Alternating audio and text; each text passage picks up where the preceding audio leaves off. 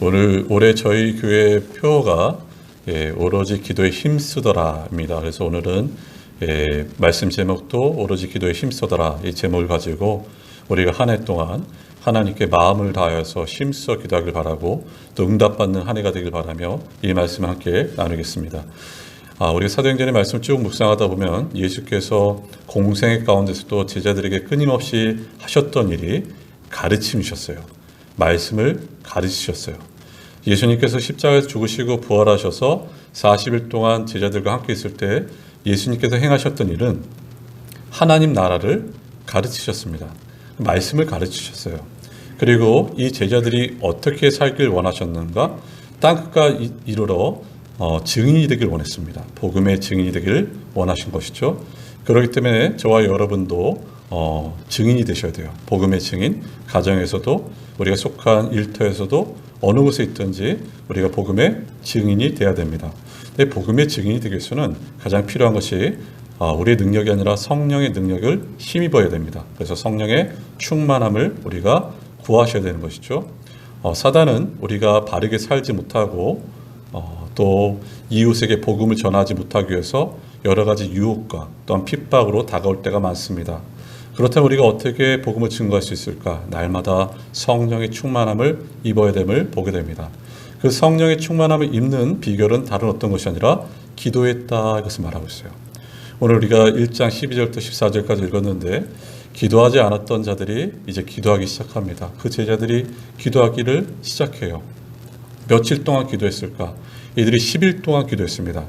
왜냐하면 예수께서 부활하시고 40일 동안 제자들과 함께 계셨고 또한 승천하신 후에 10일 후에 오순절 성령 강림 사건이 있음을 통해서 알 수 있는 것처럼 이들이 10일 동안 기도했습니다. 그리고 이 기도회를 지도했던 자가 누구였을까? 우리가 추측컨대 13절에 보면 베드로의 이름이 제일 먼저 나와 있죠. 베드로가 이 기도회를 지도하고 있었습니다. 여러분 우리가 베드로를 잘 알고 있습니다. 이 베드로가 정말 넘어지고 쓰러졌던 베드로, 또 예수님을 부인하고 저주했던 베드로, 그런 베드로를 우리 주님께서 세우셨습니다. 우리는 때로는 넘어지고 쓰러지지만 우리 주님은 쓰러지지 않으세요. 이게 바로 우리의 소망입니다. 또한 주님께서는 그분이 말씀하신 것을 이루셨죠. 너가 사람 낚는 어부가 되리라 이 말씀을 이루셨고 그리고 반석같이 굳건하게 베드로를 세워가심을 보게 됩니다. 바로 이런 장면을 우리가 볼 수 있고 그러면서 우리가 세 가지 오늘 내용을 통해서 우리가 어떻게 기도해야 될지를 살펴보자 합니다. 첫 번째 우리의 기도는 인내하면서 그리고 힘써 기도해야 됨을 보게 됩니다. 12절 말씀 보면 이렇게 나와 있습니다. 12절이죠. 제자들이 감람원이라 하는 산으로부터 예루살렘에 돌아오니 이 산은 예루살렘에서 가까워 안식일에 가기 알맞은 길이라 이렇게 나와 있어요. 제자들이 감람산에서 예루살렘으로 돌아옵니다. 부활하시고 승천하신 예수님을 보고 나서 이들이 예루살렘에 돌아와요. 예수께서 말씀하신 것처럼 약속을 붙잡고 성령을 받기 위해서 충만함을 받기 위해서 이들이 예루살렘으로 돌아옴을 보게 됩니다. 그런 가운데 우리가 알 수 있는 것은 13절 말씀 보실까요? 이렇게 나와 있어요. 들어가 그들이 유하는 다락방으로 올라가니 이렇게 나와 있어요. 제자들이 다락방으로 올라갑니다. 당시 그 지형은 위층이 다락방으로 되어 있고 밑에 층은 위층을 받치기 위해서 여러 가지 방으로 구성되어 있습니다. 여기 다락방이라 말하고 있는데 헬라어 성경에 보면 그 다락방 이렇게 말하고 있어요. 즉 이 말은 이 다락방을 이 제자들이 잘 아는 곳이다 이것을 알 수 있죠. 우리 실제적으로 이 다락방은 입증된 것은 아니지만 추측컨대 예수님과 제자들이 성만찬했던 그 장소 그리고 예수께서 부활하시고 제자들을 찾아왔던 그 장소를 우리가 생각해 볼 수 있는 것입니다. 그런 가운데 우리가 생각해 볼 수 있는 것이에요. 본문에는 15절의 말씀에 비춰볼 때 120명의 사람들이 모여서 한 마음으로 기도합니다. 그런데 예수께서 이들에게 보이실 때 고린도전서 15장의 말씀 보면요. 15장 5절 6절 말씀 보시면 예수께 부활하신 예수께서 먼저는 게바에게 그리고 12 형제에게 한 번에 500명 형제에게 나타나셨습니다. 근데 그 500명이 다 어디 가고 왜 120명만 남았을까 이걸 생각해 보셔야 돼요. 그 이유는 이 500명 중에 대다수는 예수님의 말씀을 기다리지 못하고 각자의 처소로 떠나감을 보게 됩니다. 하지만 이 120명은 주님의 말씀에 순종해서 그 말씀을 붙잡고 기도하는 가운데 성령의 강력한 역사를 맛보게 됩니다. 누가가 말하고자 하는 핵심은 여기에요. 바로 우리의 신앙, 기도란 어떤 것인가? 기다림이에요. 초대교회에 우리가 처음 알 수 있는 것은 이들은 기다렸습니다. 기도하며 기다림을 우리가 알 수 있어요. 그들이 자력을 가지고 자기 힘을 가지고 일한 것이 아니라 하나님의 약속을, 그분의 말씀을 붙잡고 기도하며 기다렸다. 이것을 말하고 있는 것입니다. 내 힘으로 일하지 않았다는 것이고 내가 가지고 있는 자원으로 일하지 않았어요. 그들은 기다렸습니다. 여러분, 우리가 잘 아시는 것처럼 신앙은 기다림인데 이 기다림이 쉽지 않습니다. 기다림이 너무너무 어려워요. 그러나 이들이 하나님의 약속의 말씀을 붙잡고 기도하며 기다림을 보게 됩니다. 언제까지요? 응답을 받을 때까지 기도하며 기다렸어요. 그런데 사람은 이것을 못 기다리죠. 그래서 어떻게 하든가 자기가 하려고 합니다. 자기 힘으로 능력이 안 나타납니다. 위에서부터 능력이 주어져야 됨을 우리가 보게 돼요. 그래서 기다려야 됩니다. 은퇴하신 목사님이, 이 목사님 이제 원로 목사님이시고 아들도 목회자입니다. 근데 아들이 전통적인 교회에 이제 청빙을 받아갑니다. 근데 아들, 사랑하는 아들에게 목회 계명을 알려줘요. 근데 그 계명 중에 하나가 이것입니다. 얘야, 큰 문제일수록 해결하려는 자가 되지 말고 해결받는 자가 되라. 이렇게 나와 있어요. 이 말을 쉽게 말하면 네가 문제를 해결하지 말고 문제를 해결받으라 이것이에요. 실질적으로 우리가 살아가는 가운데 문제를 해결하기보다도 문제를 해결할 수 없는 문제들이 우리에게 더 많기 때문입니다. 아이들이 시냇가에서 노는 장면을 한번 생각해 보세요. 아이들이 시냇가에서 놀면은 그 물이 금방 더러워집니다. 근데 여러분, 그 물이 어떻게 깨끗해질 수 있을까요? 아이들이 시냇가에서 나와서 기다리면 그 물이 깨끗해지는 것이에요. 신앙은 기다림입니다. 마치 아버지 목사님이 아들 목사님에게 이렇게 말하는 것이죠. 너가 목회하는 것이 아니라 하나님께서 목회하시니 너는 기다리라 이것이에요. 목회뿐만 아니라 우리 신앙도 마찬가지입니다. 내 힘으로 신앙생활하는 것이 아니라 하나님이 도우심을 우리가 신앙생활 한다는 것을 우리가 잊지 마셔야 돼요. 여러분, 문제를 해결하려 하지 마시고 문제를 해결받으려 하셔야 됩니다. 우리가 지난 송구 영신 예배 때 시편 23편 말씀, 여호와는 나의 목자시니 라는 제목으로 설교를 말씀 함께 나눴습니다. 거기 4절에 보면 이 말씀이 나오죠. 사망의 음침한 골짜기로 다닐지라도 내가 해를 두려워하지 않는다 이렇게 말하고 있어요. 우리 누구에게나 사망의 음침한 골짜기가 있습니다. 빠져나오지 못한 골짜기, 바닷가 같은 골짜기, 절망의 골짜기들이 있어요. 지금 우리가 이 골짜기를 지나갈 때 우리가 어떻게 이겨나갈 수 있을까요? 단 한 가지예요. 먼저는 하나님이 나와 함께 하신다는 것을 잊지 않는 것이고, 또 하나는 그분을 기도하며 기다리는 것이에요. 이게 바로 우리의 신앙입니다. 우리가 또 여기서 볼 때 14절 말씀 보실까요? 이렇게 나와 있습니다. 14절, 여자들과 예수의 어머니 마리아와 예수의 아우들과 더불어 마음을 같이하여 오로지 기도에 힘쓰더라 이렇게 나와 있어요. 이들이 이제 기도를 하는데 어떻게 기도하는가? 더불어 마음을 같이하여 기도했다 이렇게 나와 있어요. 이들은 예수님의 승천을 보았습니다. 그런 가운데 이들의 마음 가운데는 예수님을 사랑하는 마음으로, 마음이 하나됨으로 기도함을 보게 되죠. 마음이 하나 되지 않는 그 장소는 은혜가 임하지 않습니다. 마음이 하나가 되지 않은 그곳에서 기도는 능력이 나타나지 않습니다. 마음이 하나됨으로 기도하는데 이들은 11명이 아니라 120명이 마음이 하나가 되어서, 성령 안에서 마음이 하나가 되어서 기도함을 보게 돼요. 한 사람의 기도가 다르고 두 사람의 기도가 다릅니다. 마찬가지처럼 우리가 불을 지필 때도 하나의 나무로 장작을 지피는 것보다 장작의 여러 나무로 장작불을 뗄 때 화력이 더 센 것처럼 합심 기도에는 능력이 있어요. 마음을 같이하여 행할 때 그곳에 하나님의 능력이 나타나고 응답받음을 보게 되는 것이죠. 그리고 이들의 기도는 마음을 합할 뿐만 아니라 더불어 오로지 기도에 힘씀을 보게 됩니다. 오로지 기도에 힘썼다는 얘기는 이런 의미죠. 기도를 끈질기게, 계속해서 성실하게, 인내하게, 전념으로 행했다는 것이죠. 힘써했다는 것이에요. 왜 힘써했는가? 여러분, 기도는 노동입니다. 그 기도는 그냥 되지 않아요. 기도는 노동이에요. 부패한 이 심령이 하나님의 뜻을 헤아리고자 할 때는 기도가 금방 나오지 않아요. 그래서 여러분, 올해는 기도의 양도 늘리셔야 돼요. 하나님 앞에 앉아있는 시간을 오래 가지셔야 돼요.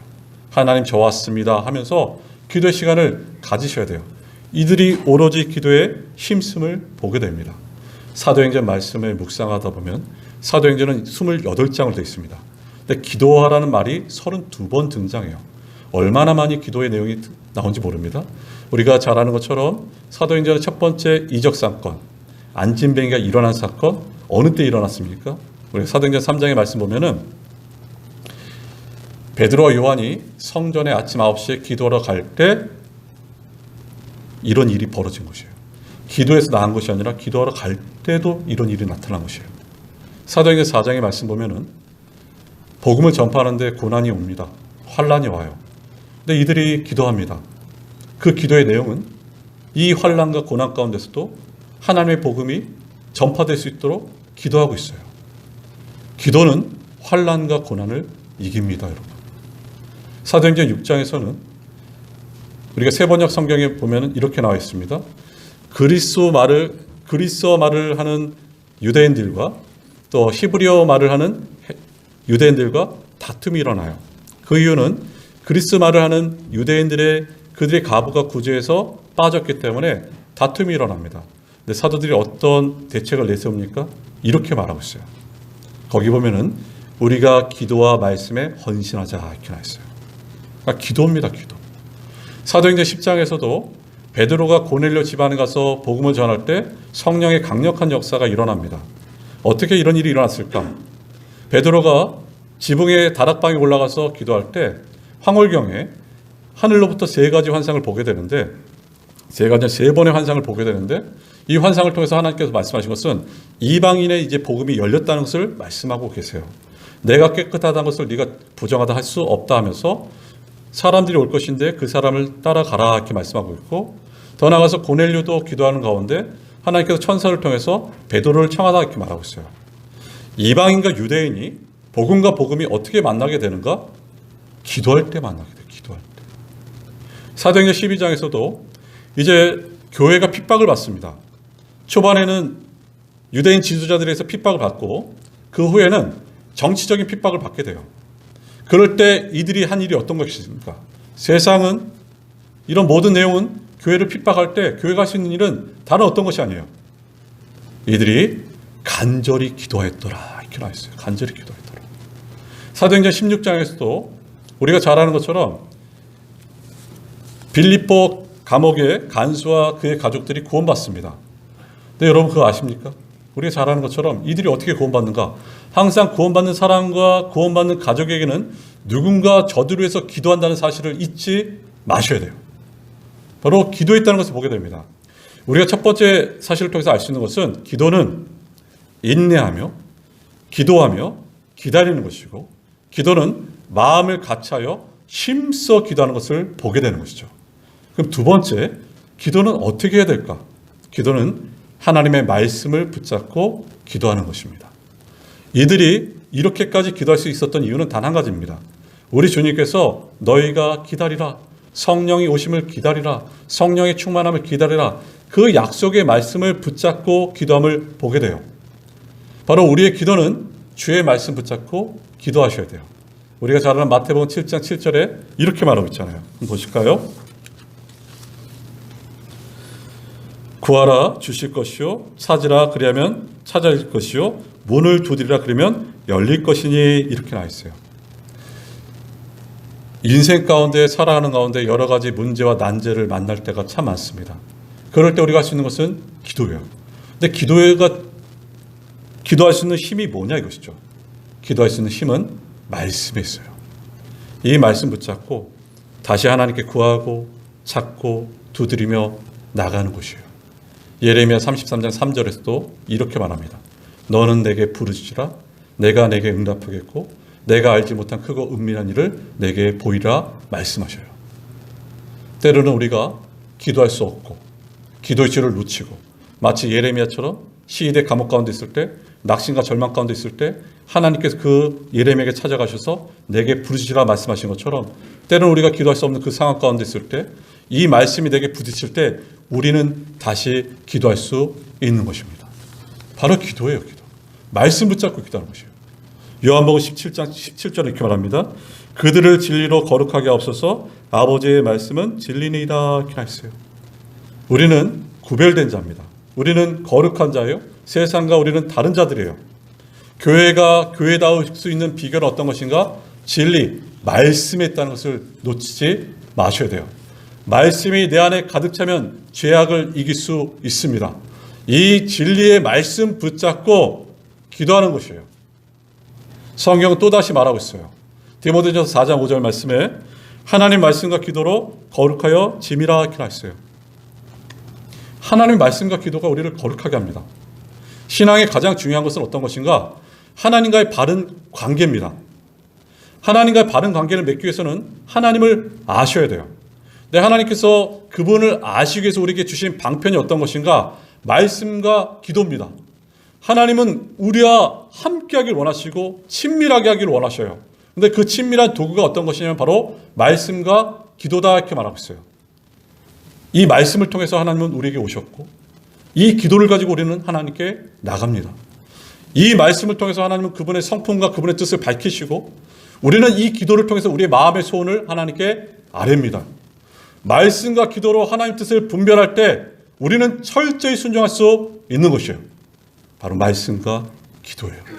말씀과 기도가 뗄래야 뗄 수가 없는 것입니다. 오래전에 어느 교회에서 중직자분들이 이제 기도원에 가게 됐습니다. 목사님이 교회에서 이제 지키고 이제 기도회를 인도해 계시고, 근데 이분들이 목사님한테 이렇게 말씀드려요. 목사님, 우리에게 부탁하실 게 뭐 있습니까? 했더니 이 목사님이 이런 말씀을 남겨요. 여러분 가셔서 말씀 읽고 기도하시고 기도하고 말씀 읽으세요 이렇게 했어요. 즉 이 말은 말씀과 기도가 떼려야 될 수 없습니다. 로마서 1장 11절 말씀 보실까요? 내가 너희 보기를 간절히 원하는 것은 어떤 신령한 은사를 너희에게 나눠주어 너희를 견고하게 하려 함이니 이렇게 했어요. 바울은 로마교회를 너무나 가고 싶었고 로마교회 성도들을 사랑했습니다. 근데 바울이 이렇게 말하고 있어요. 내가 여러분들에게 신령한 은사를 주고자 합니다 이렇게 말하고 있어요. 여기서 말하는 신령한 은사는 방언, 예언, 또 치유 은사 이것을 말하는 것이 아닙니다. 그리고 이런 은사를 바울이 줄 수가 없어요. 성령께서 주시는 것이지 바울이 줄 수 없습니다. 그럼 여기서 말하는 신령한 은사는 어떤 것이겠습니까? 바울은 로마서를 통해서 이 성도들이 올바로 서길 바랬어요. 이 바울이 행했던 건 뭐냐면 말씀을 가르치셨습니다. 말씀을 가르치는 것이 바로 신령한 은사였어요. 이 은사를 여러분에게 나눠주고 싶습니다. 근데 이 은사, 이 말씀을 가르칠 때 어떤 일이 벌어지는가? 교회가 견고하게 세워져 갑니다. 말씀을 가르치고 말씀을 배우면 내 자신이 견고하게 서가요. 이게 부흥이죠. 교회의 견고함은 어떤 야유회나 어떤 회식이나 스포츠에 있지 않습니다. 저도 하루빨리 여러분들과 야유회도 가고 싶고 화목을 나누고 싶고 운동을 좋아하기 때문에 같이 운동도 하고 싶어요. 하지만 아셔야 될 것은 이것은 화목을 나눌 수 있지 교회를 결코 견고하게 할 수 없습니다. 교회를 견고하게 할 수 있는 것은 어떤 것인가? 하나님의 말씀입니다. 하나님 말씀밖에 없어요. 우리가 잘 아는 모세의 후계자가 여호수아입니다. 여호수아의 히브리어 이름이 예수아예요. 예수님의 이름과 같습니다. 여호수아는 구약 성경에서 말씀이 육신이 되신 예수님을 상징한 인물입니다. 여러분, 여호수아가 죽자, 여호수아가 사라지자 어떤 일이 벌어졌습니까? 그 땅에 왕이 없으므로 자기 소견에 옳은 대로 행하였더라 이렇게 나있어요. 말씀이 멀어지고 말씀을 잃어버리면 우리는 방향성을 잃어버리게 되고 무법천지로 빠질 수밖에 없어요. 기독교 역사가들이 이런 글을 남겼습니다. 1960년대 당시에 미국의 대통령이 존 F 케네디였는데 우리가 잘 아는 내용입니다. 이 대통령이 한 일이 어떤 것인가? 공립학교에서 드려지는 말씀 읽기와 기도를 폐해버렸습니다. 그 후에 40년 후에 미국의 청소년들은 어떻게 됐을까? 학력이 수준이 낮아질 뿐만 아니라 폭력과 마약과 또한 선정적인 그런 죄들이 천문학적으로 늘어났다 이렇게 말하고 있어요. 말씀을 잃어버리면, 말씀을 멀리하면 어둠이 우리를 지배할 수밖에 없습니다. 말씀으로 일어나셔야 돼요. 사랑하는 여러분, 작년 한 해를 돌이켜보실 때도 그렇고 우리 삶이 답답할 때가 있어요. 섭섭할 때도 있고 그리고 가까운 사람에게 배신당할 때도 있습니다. 그럴 때 여러분, 이것을 이길 방법이 뭘까요? 창세기부터 계시록까지 쭉 읽어나가는 것이에요. 말씀에 해답이 있습니다. 교회의 건세라는 책에 보면 이 목사님이 자신의 예를 들고 있습니다. 자신의 어머니께서 30세에 단산이 됐어요. 아이를 낳을 수 없어요. 당시 시절에는 아들 낳아야 되는데 아들이 있어야지 수치를 면할 수 있는데 근데 단산이 된 것이에요. 근데 이 어머니께서 교회에서 사무엘상 1장을 읽다가 한나의 기도를 통해서 나도 말씀 붙잡고 기도해야겠다. 그날부터 새벽에도 교회 와서 기도하고 저녁에도 교회 와서 기도합니다.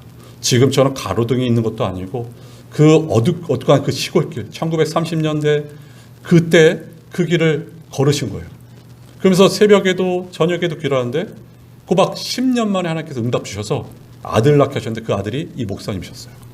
그 외에도 이 어머니는 끊임없이 기도하는 습관을 가지게 된 것처럼 정말 우리가 일어날 수 있는 비결은 뭘까? 하나님의 말씀입니다. 그래서 시편 119편 105절에 이렇게 말합니다. 주의 말씀은 내 발의 등이요 내 길의 빛이니이다 이렇게 말하고 있어요. 이 제자들이 이들이 120명이 이렇게 기도할 수 있는 비결은 단 한 가지입니다. 주님께서 약속하셨기 때문인 것이고 그 약속을 붙잡고 계셨기 때문에 있었기 때문에 이들이 기도할 수 있는 것이에요. 어떻게 계속 기도할 수 있을까? 성경을 읽으세요. 어떻게 포기하지 않고 기도할 수 있을까? 말씀을 읽다가 그 말씀이 내게 부딪히면 그 말씀이 나를 기도의 자리로 이끕니다. 올해 2022년도 사랑 여러분, 저도 여러분도 하나님 말씀을 가까이 하시고 이 말씀 붙잡고 기도할 때 응답을 체험하는 한 해가 되기를 바라는 것이죠. 그 또 세 번째 우리가 살펴볼 것은 처음도 마지막도 기도입니다, 여러분. 성령의 영감으로 누가가 사도행전과 누가복음을 기록했습니다. 근데 이 누가가요, 기도를 굉장히 강조합니다. 처음 시작도 마찬가지예요. 예수께서 누가복음 3장에 보시면 공생을 하시기 전에 세례받는 장면이 나오는데 그가 세례받고 기도하실 때 하늘이 열리고 성령이 비둘기처럼 내려오셨다. 비둘기 형체같이 내려왔다 이렇게 말하고 있어요. 마태, 마가복음에 이런 기록이 없습니다. 요한복음에도 기록이 없어요. 바로 기도할 때 성령께서 이렇게 내려오셨다 이렇게 말하고 있어요. 마찬가지처럼 예수의 공동체인 이 제자들이 바로 예수님의 말씀 그 약속을 붙잡고 기도할 때 오순절 성령 강림의 강력한 역사를 맛볼 수 있었던 것이에요. 누가복음 6장에서도 예수께서 12 제자를 뽑으실 때도 그냥 뽑지 않으셨습니다. 그가 밤을 새어가며 기도하시면서 12 제자를 뽑으셨어요. 사도행전 1장의 말씀 보시면 가론 유다를 대신해서 사도를 충원할 때도 이들이 그냥 뽑지 않았습니다. 이들이 행했던 것은 어떤 것인가? 기도하며 이들을 뽑았어요. 마띠아를 뽑았습니다. 그러니까 이들의 처음은 뭔가 기도였습니다. 기도. 인생의 기초는 기도입니다. 교회의 중심은 기도입니다. 성령의 충만한 비결은 기도였어요. 내 인생이 새롭게 일어나기 위해서 가장 필요한 기초는 어떤 것인가? 기도였어요. 기도. 인생의 기초는 기도입니다, 여러분. 시작이 기도예요. 더 놀랍게도 마지막도 기도입니다, 여러분. 14절 말씀 한번 보세요. 다시 1장 14절인데요. 여자들과 예수의 어머니 마리아와 예수의 아우들과 더불어 마음을 같이하여 오로지 기도에 힘쓰더라 나있는데요. 여기 마리아의 이름이 기록되어 있습니다. 여러분, 마리아는 이후에는 마리아라는 이름을 성경에서 찾아볼 수가 없습니다. 마지막으로 마리아의 이름이 여기 기록되어 있어요. 그렇다면 이렇게 생각해 보셔야 돼요. 마리아의 마지막 모습은 어떤 모습이었습니까? 기도하는 모습이었어요. 마리아는 기도하는 모습으로 남겨짐을 보게 됩니다. 그럼 우리가 이렇게 말할 수 있겠죠? 여러분의 어머니를 어떻게 기억하십니까? 예, 우리 어머니는 평생 기도하시는 어머니셨어요. 당신의 아버지는 어떤 아버지셨습니까? 예, 우리 아버지는 침상에서 마지막에 기도하다가 천국 가셨어요. 근데 당신의 아버지는 어떤 분이십니까? 이럴 때, 예, 우리 아버지는 알코올 중독자였고 술잔을 마지막까지 마시다가 술을 드시다가 돌아가셨어요. 이건 불쌍한 인생입니다. 우리의 인생이 어떻게 남아야 되겠습니까? 내 마지막 모습이 기도하는 자로 남으셔야 돼요. 가장 아름다운 예화 중에 하나 이런 예가 있습니다. 손자가 할머니를 기억하는 하나였어요. 이 손자가 할머니 너무 사랑해서 시골에 내려가요. 근데 할머니는 늘 집 아니면 교회예요. 근데 집에 가서 할머니 이름 불렀는데 할머니가 안 계세요.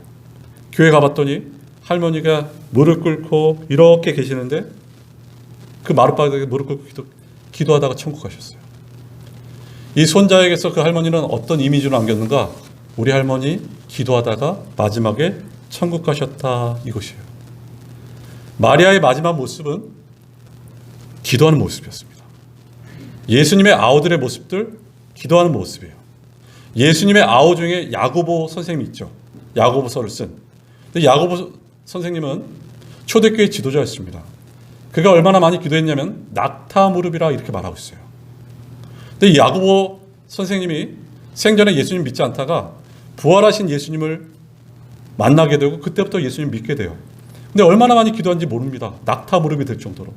근데 그 야고보 선생님이 어디서 기도를 배웠을까요? 바로 사도행전 1장 이 말씀을 통해서.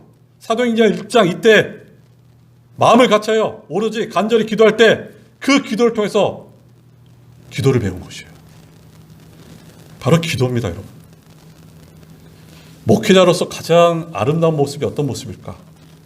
이런 모습 아닐까요? 우리 목사님은 평생 기도하시다가 기도대로 사시다가 하늘나라 가셨어요. 우리 장로님은, 우리 집사님은, 우리 권사님은 평생 기도하시다가 기도한 대로 사시다가 하늘나라 가셨어요. 여러분, 이런 얘기를 저도 여러분도 들으셔야 됩니다. 기도하다 가셔야 돼요. 기도하실 때 하나님 우리의 마지막 삶을 건강하게 살다가 하나님 나라 가길 원할 뿐만 아니라 우리의 마지막 모습도 주님을 증언하는 자가 되길 바라는데 말씀 읽다가 기도하다가 가는 복을 누리기를 바라는 것이죠. 끝으로 이 말씀과 기도가 얼마나 소중한지 제가 책에서 보는데 어느 교회에서 있었던 일입니다. 오래전에 그 교회는 좀 큰 교회였어요. 그래서 외국인 분들이 함께 예배를 드리는데 이 뒷좌석에 이제 외국인 분들이 앉아 계시고 그날 목사님과 통역자가 같이 이제 설교를 합니다. 근데 통역이 유창하지 않았지만 그래도 그 말씀을 이해할 수 있는 통역을 했습니다. 근데 예배가 다 끝나고 나서 외국인 분 중에 미국인 신사가 목사님에게 다가오더니 쪽지를 하나 건네요. 그리고 손을 덥석 잡더니 펑펑 울기 시작해요. 그래서 떠나갑니다. 목사님이 나중에 쪽지를 탁 펴왔어요. 편지 내용은 이것이었습니다. 목사님 감사합니다. 제가 20년 동안 간절히 기도한 내용이 있었는데 오늘 말씀을 통해서 기도응답 받았습니다. 이렇게 나와있어요. 말씀을 통해 기도응답 받으셔야 돼요. 설교를 통해 기도응답 받으셔야 돼요. 바로 기도입니다. 말씀과 기도는 뗄래야 뗄 수 없습니다. 끝으로 여러분, 기독교인이란 어떤 자가 기독교인일까? 말씀 붙잡고 기도하는 자가 기독교인입니다. 그리고 쉬지 말고 수시로 하나님께 그분께 여쭙는 자, 그리고 기도를 통해서 영광을 얻고 기도를 통해서 기쁨을 얻고 기도를 통해서 하나님의 하나님 되심을 알게 되고 기도를 통해서 하나님을 찬송하고 이게 우리의 삶입니다. 2022년도 우리 교회가 더욱더 힘써야 될 것이 어떤 것일까? 한국 교회가 더욱더 힘써야 될 것이 어떤 것일까? 오늘 이 표의 말씀처럼 오로지 기도에 힘쓰더라요. 새해 인사 참 좋습니다. 여러분 새해 복 많이 받으세요 이렇게 인사하는데 여러분 새해 복 많이 누리십시오. 하나님의 말씀과 기도를 통해서 그 응답을 통해서 하나님의 복을 많이 누리시는 복된 새해 되길 바라면서 기도하겠습니다.